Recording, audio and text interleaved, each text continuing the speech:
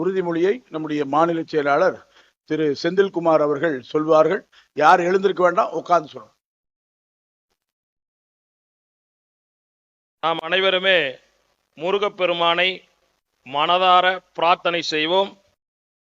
இந்த உறுதிமொழியின்படி நாம் நடந்தால் மட்டும் போதாது, ஒட்டுமொத்த தமிழகமும் நடக்க வேண்டும். அதற்காக நாம் அனைவரும் முருகப்பெருமானை பிரார்த்தனை செய்வோம். இப்பொழுது உறுதிமொழி இருக்கும். நாம் உட்கார்ந்த இடத்திலேயே நம்முடைய கைகளை நேராக நீட்டி நாம் ஒரே குரல்ல, உரத்த குரல்ல, ஒன்றாக சேர்ந்து நம்முடைய இதயத்திலே இருந்து அந்த உறுதிமொழியை எடுக்க வேண்டும். இப்ப உறுதிமொழி இருக்கும்.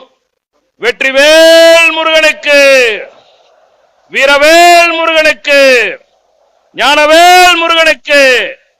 கைகளை நேராக நீட்டுவோம். நாம் எழுப்புகின்ற இந்த சத்தம் உலகம் முழுவதும் கேட்க வேண்டும். நம்முடைய உறுதிமொழி, நான் இந்து என்பதில் பெருமிதம் கொள்கிறேன்.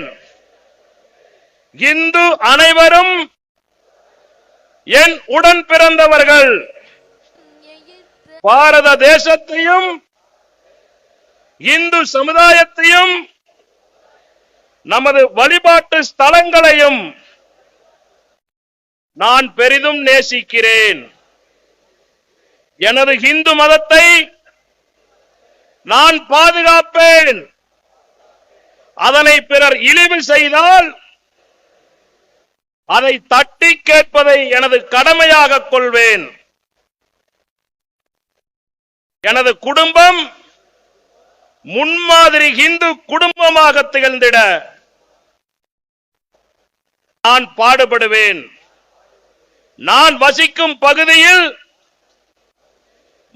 மதமாற்றம் நடைபெறாமல் தடுக்க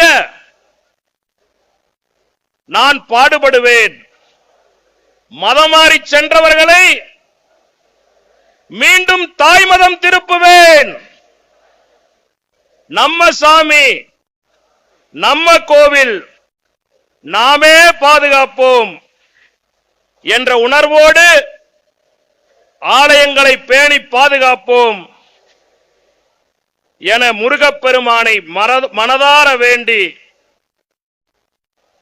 உறுதியேற்கிறேன்.